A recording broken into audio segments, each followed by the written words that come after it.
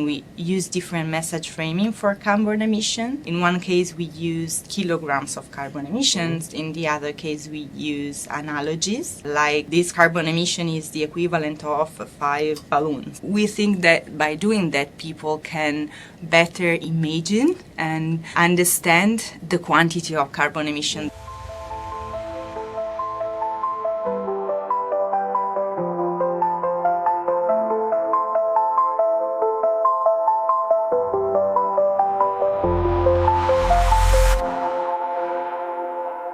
Welcome to the Research for Good podcast. My name's Professor David Ellis, and today I'm joined by Dr Diletta Acuti, who is an Associate Professor in Marketing. Diletta is also co-chairing the European Marketing Academy Conference 2026, which we are hosting here in Bath.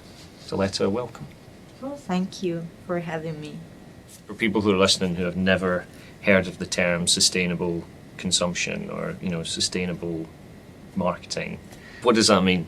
That's a very tricky question, actually. There are so many definitions in the literature, I can try to say what it means to me.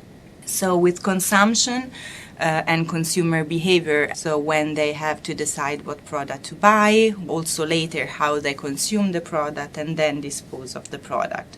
So I'm interested in observing and understanding consumer behavior throughout the customer journey. And I try to use communication to make this journey more sustainable, so less impactful on the environment and the society, and trying to understand how we can use communication, and more specifically communication framing, to make consumers, every time they have to make a decision, to make the one that is more sustainable, more responsible, and good for the society and the environment. So there's the consumer side, but is there also the business side of helping consumers do that as well? Yeah, absolutely. So I try to understand how people behave, but also how I can, together with companies, of course, how we can use communication to make them behave more sustainably. For instance, a few years ago, I was working on this project where we wanted to make people recycle e-waste, more specifically exhausted batteries, because they are very dangerous for the environment. So I worked with my co-authors together with municipalities of some towns in North Italy. I tried to understand how to communicate about recycling programs in a most effective way. And here we realized that just changing the message framing of this type of communication, we could actually change their behavior. So we used two different communication framing to inform citizens about recycling programs. And we realized that those receiving one of these two information were actually recycling more, because we counted the e-waste they were recycling. So, and this is amazing because it's not expensive to communicate in an effective way, or at least just change the way you communicate a message, but you can actually have a strong impact. So this is mainly what I try to understand, and working with companies is important because you can really observe the impact that you can have on society, measure it, and use it as maybe a best practice for other companies as well. So it's about understanding those behaviours for customers, but also at company level, and then hopefully trying to change them in a positive way, I guess. I suppose my next question is, so you mentioned companies.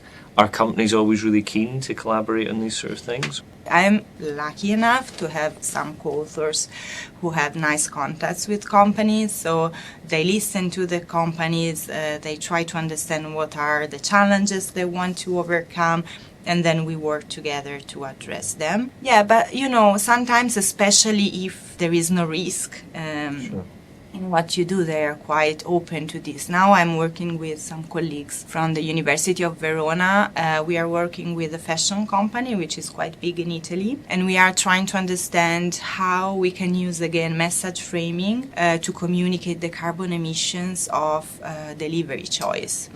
So very often choosing pick-up point delivery is more sustainable from a carbon emission point of view than home delivery. All right. There are many variables that can affect this, what I'm saying now. But usually we can say that it's like that, but people don't know. I didn't know that. I didn't know that. No. And I think it's very important to inform consumers about that. And we are working with this company. We basically splitted the website, and again we use different message framing for carbon emission.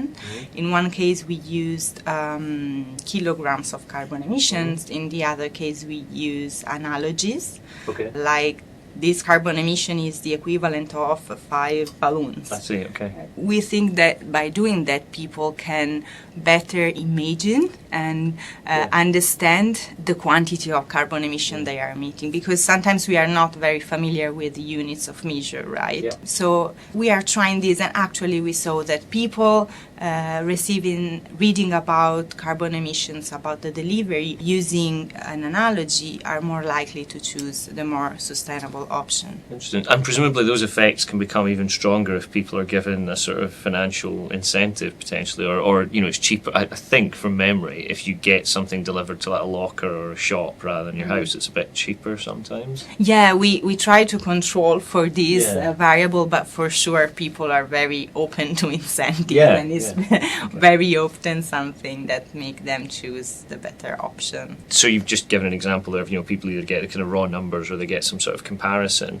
How do you develop those different interventions? Obviously that method's kind of a bit clearer in that people get A or B, but how do you develop those kind of messages? Do you just look at what's been done before, or do you develop those ideas with a company? Or well, usually the ideas for the papers I work on comes from the real world. So I walk, I see something, I take a picture, and then I start thinking about that. In this case, I was reading a newspaper, and they were talking about Amazon deforestation, and they were saying how many kilometers we lose each day of trees. But a few days later, I read a similar news saying the same thing, but using football pitch as a measure. And they say we are losing 20 football pitch per day. I don't remember the number. This may be incorrect, but I know very well how big it is, a football pitch. Most people do, more people do, right? Yeah. So I said, okay, so there is a huge difference here, because in both cases I was feeling we are losing a lot of trees per day, but in the first case I knew it was a number, but I couldn't picture in my mind how big it was. But in the second case I realized it was very serious. I felt the urgency of this issue, and I said, okay, so maybe we can apply this to other type of communications regarding sustainability. And I tried to find out if some companies were actually using analogies. I found a few examples, but a very few. So I said, okay, let's try to demonstrate that this works, so that I can tell other companies to use this kind of communication framing. So it sounds like a lot of your work involves collaboration with companies, and then you test interventions to see if they can bring about positive change. Is it the case then that companies afterwards then adopt those as the default? So, for example, the one where it's get something delivered locally or get it delivered to your door, if that kind of analogy communication works, does the company then say, okay, well, we're just going to use that all the time? Well, usually it happens after the paper is published, because they know that it's something scientific and that has been peer-reviewed. But for instance, if we take the example of recycling e-waste, and again, what is the best message framing, we promoted a bit in northern Italy our research after it was published, and we had 3 municipalities who wanted to adopt this scheme. They did, and then other 2 expressed their interest in it. We also continued measuring the recycling to see if the impact was lasting, and it was. So yes, yes, they do. Right. I was reading one of your recent papers that was about trainers or sneakers. Can you talk about that? Yeah, so I worked on this project with some colleagues. They are engineers, so we speak very different languages, but it's interesting to learn their perspective. So yeah, we wanted to understand how companies in the sneaker industry implement sustainability, and if there is any challenge they encounter. Yeah, and it was interesting because we worked with companies that are very sustainable around the world. So when we say sustainable trainers, I mean, yeah, sustainable is very vague because there are so many practices within sustainability. You can be a bit more sustainable in different ways. Sure. So in the case of sneakers, some of them were using recycled plastic to do the shoes, although there are practices that are way more sustainable than using recycled plastic, like using plant-based materials, for instance. Of course, reusing is way more sustainable than recycling because it wasted less resources, energy, etc. So yeah, there are so many practices that companies can implement to be sustainable, and some of them are more sustainable than the others. My next question is going to be, so this was exploring how companies are being more or less sustainable. Was there quite a variation in how they were doing that? Yes, of course. What was interesting, but at the same time a bit frustrating to see, is that to be 100% sustainable is quite impossible because with our actions and behaviors every day we consume resources, we live, we are alive, so we can be 100% sustainable. But this company, most of them, was trying to improve every day, so trying to be better every day, and it's so difficult also because companies manufacturing sneakers, they don't work alone, they are in a supply chain, right? Yeah. So you can be the best manufacturer in the world, but if your suppliers or those who are going to sell your products are not sustainable, still you are involved in a supply chain product cycle that is not really sustainable. So it's tricky for them, and also as managers caring about sustainability, coping with this trade-off and paradoxical tensions that occurs between social, environmental and economic sustainability is not easy. But fortunately there are many good managers out there, and they don't give up, and they try to learn a bit more every day, and this is super important, and this is why it's very important to talk about sustainability. Like with my PhD student, she's now a lecturer, but she was studying greenhushing, which is when companies do not communicate about sustainability or downplaying the sustainability initiatives. And this weakens the discourse about sustainability. And if companies are not able to share their best practices or to share the challenges they encounter, how can they learn from each other? And this is very complicated. This is why it's important for companies to communicate about their initiatives so they can learn together and improve their practices every day. I suppose if you were giving people advice on how they might become a more sustainable consumer, what would be a good first step, or what would you advise them to do? From my experience as a consumer who is trying to be more sustainable every day, I would suggest first, be ambitious, but don't try to be 100% sustainable. This is impossible, and I would say quite frustrating if you try to do that at the same time immediately. So I would suggest to start focusing on actions that feel easier, more accessible, and then I think it's quite natural. If you start being sustainable and making more responsible choices because you want to, you will feel better after that.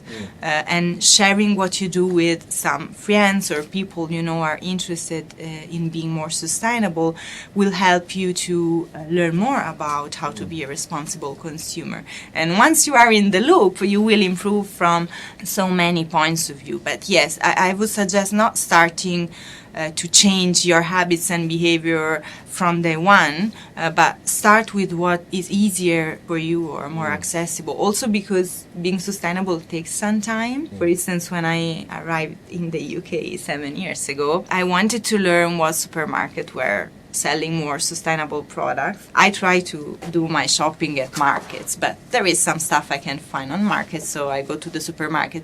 And for me, it took a lot of time to check the packaging of the products because the brands were new for me. So I have to study a lot of them and try to understand. Now, after 7 years, I know the brands that are more responsible. So when I go to the supermarket, I know which ones I want to pick. But at the beginning, it took time. So yeah, for sure, I suggest starting from what is easier and try also to talk with other people, to share knowledge and share, for instance, brands they may know about sustainability. So tell me, what are you working on now? Yeah, I'm working on a paper where we are trying to study a new cognitive bias in sustainability that we call sustainability additive bias. So basically, people value more what they can see rather than what they can't see.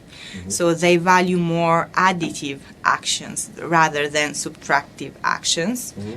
Sustainability is more about reducing consumption and not adding or consuming So I can more. see a paradox coming here between... Exactly. So it's quite paradoxical. And we have this bias specifically for sustainable items. Just to give you an example, if you go to an hotel and the hotel gives you a basket of 10 eco-friendly amenities, and another one gives you a basket of 2 eco-friendly amenities, you are going to think that the first hotel is more sustainable than the second one, while maybe the second one is trying to be sustainable and consume less. For this reason, will offer less items to consumers to avoid wasting these items. We tested this simple bias with several studies. We also ran a field experiment in an hotel where we were actually adding and subtracting items, and we measured the sustainability perception of consumers, but also the waste they were producing, and of course the ones receiving more items were wasting more. And yeah, we try to demonstrate this bias, and we rely on this logic when we are in front of eco-friendly items. But when the items are traditional or not sustainable, we follow the opposite logic. So if I see an hotel giving you a basket of 10 amenities that are wrapped in plastic and not eco-friendly, and another hotel giving 2 of them, I will evaluate the first one as less sustainable. So when we see an eco-friendly item signaling sustainability, we believe the more is the better. And if we don't believe that, at least it's how we react, how our mind. Well, it's the initial gut bias, isn't it? Yeah. So I guess then it's a case of intervening to try and reduce that bias somehow. Exactly. So this is why it's so important to talk about sustainability and improve the awareness and knowledge of consumers so that they avoid these shortcuts and try to reflect more on their action and what they buy and how they consume. You've been listening to the Research for Good podcast. To find out more about research in the School of Management, you can visit our website or click the links in the episode description.